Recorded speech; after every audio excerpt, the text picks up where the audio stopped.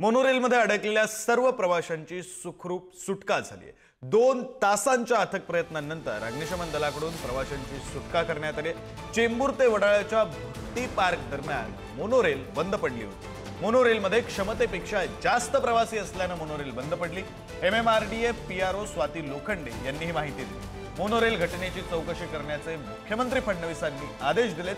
क्षमतेपेक्षा जास्त प्रवासी असल्याने मोनोरेल बंद पडली असं मुख्यमंत्र्यांनी सुद्धा म्हटलं। तर उपमुख्यमंत्री एकनाथ शिंदेंनी प्रवाशांशी संवाद साधला। ही काही दृश्य आपण पाहतोय याच रेस्क्यू ऑपरेशन संदर्भातली। काचा तोडून प्रवाशांना बाहेर काढण्यात आलं। रेस्क्यू ऑपरेशनसाठी क्रेनची मदत कशा प्रकारे घेण्यात आली तर प्रवाशांना सुखरूप बाहेर काढत असतानाची सुद्धा दृश्य समोर आली। अग्निशमन दलाकडून बचाव कार्य पार पडलं तर प्रवाशांनी सुद्धा काचा तोडल्या होत्या, कारण मोनोरेलमध्ये 2 तास एसी बंद असल्यानं ऑक्सिजनची कमतरता जाणवू लागली। महापालिकेची जी नियंत्रण कक्ष आहे त्याला संध्याकाळी 6:38 आम्हाला कॉल आलेला होता। त्याच्यानंतर 10 मिनिटांमध्ये फायर ब्रिगेड इथे पोहोचलेली होती, परंतु बाजूने एक दुसरी मोनोरेल गेल्यामुळे खूप मोठ्या प्रमाणामध्ये करंट होता। त्याच्यामध्ये जवळजवळ 40,000 व्होल्टचा तो वीज प्रवाह जोपर्यंत खंडित होत नाही तोपर्यंत आपल्याला ऑपरेशन चालू करता येत नव्हतं।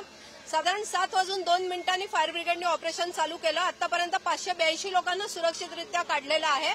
केवळ 3 लोक जे आहेत ते रुग्णालयामध्ये दाखल आहेत, त्यातल्या 2 लोकांना डिस्चार्ज दिलेला आहे। एक व्यक्ती आहे त्यांना काही श्वसनाचा त्रास आहे, तर ते वैद्यकीय सल्ल्यानुसार त्यांना ऍडमिट ठेवण्यात आलेलं आहे। तर या संदर्भात मुख्यमंत्री देवेंद्र फडणवीसांनी ट्विट केलेलं आहे। चौकशी करणार असं आश्वस्त त्यांनी केलंय। काय म्हटलंय तर काही तांत्रिक कारणानं चेंबूर आणि भक्ती पार्क दरम्यान एक मोनोरेल अडकून पडली। क्षमतेपेक्षा जास्त प्रवासी असल्यानं मोनोरेल बंद पडली। हा प्रकार का घडला याचीही चौकशी करण्यात येईल। निश्चित रूप से ये जो हादसा हुआ है ये दोबारा ना हो, इसके लिए पूरी तरह कोशिश की जाएगी, पूरी खबरदारी ली जाएगी। ये ऑपरेशन जो रेस्क्यू ऑपरेशन थोड़ी देर में समाप्त हो जाएगा और पूरी टीम जो है वहां पर मौजूद है। जिसको मेडिकल एड की जरूरत है वहाँ मेडिकल टीम, डॉक्टर सब गए, एम्बुलेंस है सब गए और सभी लोगों को घर तक सुरक्षित पहुंचाने के निर्देश भी मैंने म्युनिसिपल कमिश्नर और MMRD को दिए हुए। अब ये सब यात्री सुरक्षित है और सुरक्षित अपने अपने घर पर चले जाएंगे। नेमकं काय घडलेलं होतं आपण ग्राफिक्सच्या माध्यमातून समजून घेऊया। मोनोरेलच्या बाबतीत नेमकं काय घडलं। वडाळा भक्ती पार्क ते म्हैसूर कॉलनी दरम्यान मोनो बंद पडली। संध्याकाळी 6:15 वाजता मोनोरेल बंद पडली। क्षमतेपेक्षा जास्त प्रवासी असल्यानं मोनोमध्ये बिघाड झाला। मोनो कोच मधील एसी बंद होता, लाईटही बंद झाली। प्रवाशांचा मदतीसाठी 1916 या हेल्पलाईनवर त्यांनी संपर्क केला। अग्निशमन दल तातडीनं घटनास्थळी पोहोचलं। 3 स्नॉर्केलच्या मदतीनं रेस्क्यू ऑपरेशन सुरू झालं। एसी बंद पडल्यानं प्रवाशांचा जीव गुदमरला होता। तब्बल 1.5 तासानं प्रवाशांची सुटका व्हायला सुरुवात झाली। काचा तोडून प्रवाशांना बाहेर काढलं। काही प्रवासी बेशुद्ध पडल्यानं त्यांना रुग्णालयात दाखल करण्यात आलं। मुख्यमंत्री देवेंद्र फडणवीसांकडून चौकशीचे आदेश आता देण्यात आले।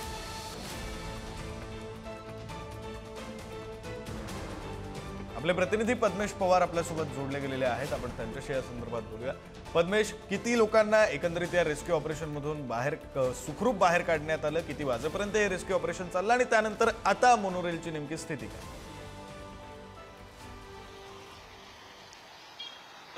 विक्रांत, जवळपास 200हून अधिक जे प्रवासी आहेत त्यांना काल रात्री जवळपास 11-12 वाजेपर्यंत जे सगळे प्रवासी होते त्यांना काढण्यात आलं होतं आणि आता सध्या मी त्याच स्पॉटवरती आहे जिकडे ही जी मोनोरेल आहे ती अडकली होती। तू व्हिज्युअल्स मध्ये पाहू शकतो की ती मोनोरेल आता इथे नाहीये, कारण आपण जर बघितलं तर आता हळूहळू काही चाचणी देखील आता मोनोकडनं देखील करण्यात येत आहेत। आणि आपण जर पाहिलं की काल जी घटना घडली त्यामध्ये जवळपास 200हून अधिक जे प्रवासी एकाच वेळी त्या मोनो रेलमध्ये होते त्यांना काढण्यासाठी अनेक ज्या अग्निशमन दलाच्या जे गाड्या देखील इथे दाखल झाल्या होत्या आणि जवळपास जी क्षमता आहे त्याच्यापेक्षा डबल लोक त्या मोनोमध्ये गेले होते, मोनोमध्ये बसले होते।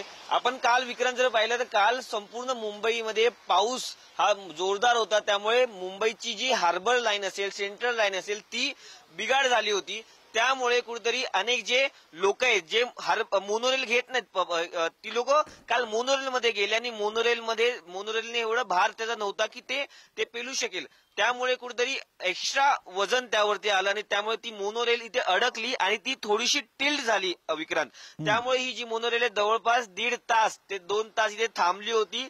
त्यामुळे अनेक जे आतमध्ये नागरिक आहेत त्यांना कुठेतरी एसी बंद झाल्यामुळे कुठे त्यांना श्वास घेण्याचा देखील प्रॉब्लेम झाला होता आणि यामुळे अनेक नागरिकांना देखील चक्कर येण्यासारखं वाटत होतं. लगेच त्यातल्या काही नागरिकांनी जे हेल्पलाईन नंबर आहे त्यांना देखील कॉल केला आणि त्यानंतर बीएमसीचे अधिकारी असतील, स्थानिक मुंबई पोलीस असतील आणि त्याचबरोबर अग्निशमन दलाचे जे अधिकारी आहेत ते घटनास्थळी आले.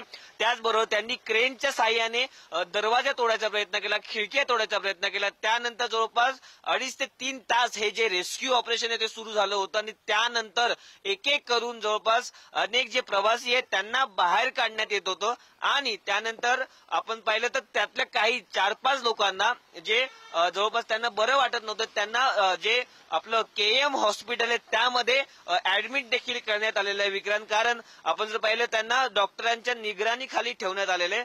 जवळपास काल जी घटना घडली होती त्याचे मुख्यमंत्र्यांनी देखील दखल घेतलेली आहे. कारण ज्या प्रकारे अशी घटना पहिल्यांदाच घडली होती, कारण जेव्हा मोनोरेलचं मागच्या जेव्हा एकदा घटना घडली होती, मोनोरेलला आग लागली होती, त्यानंतर जवळपास 6 ते 7 महिने मोनोरेलची जी लाईन आहे ती बंद पडली होती. पण सध्या आपण बघितलं की जी मोनोरेलला जो प्रतिसाद दरवर्षी मिळत नव्हता तो काल अचानक मिळाला आणि यामध्ये काही पोलिसांशी जेव्हा आपण बोललो तेव्हा तिकडे जे नागरिक होते ते मोठ्या प्रमाणात मोनोरेल स्टेशनवरती होते आणि अचानक तिकडचे कर्मचारी त्यांना सांगत होते की तुम्ही आतमध्ये जाऊ नका, तरी घरी जायचं होतं काही लोकांना. त्यामुळे ते ओव्हरलोड झाली ती मोनोरेल आणि त्या मोनोरेलमध्ये जवळपास जी क्षमतेपेक्षाही डबल लोक गेल्यामुळे कुठेतरी ही या जो टर्न आहे त्या टर्न वरती ती आली आणि ती थोडीशी टिल्ट झाली. त्यामुळे आपण जर पाहिलं तर ती कुठेतरी इथे म्हैसूर कॉलनी जे स्टेशन आहे. धन्यवाद पद्मेश, तुम्ही दिलेल्या या सगळ्या सविस्तर माहितीसाठी.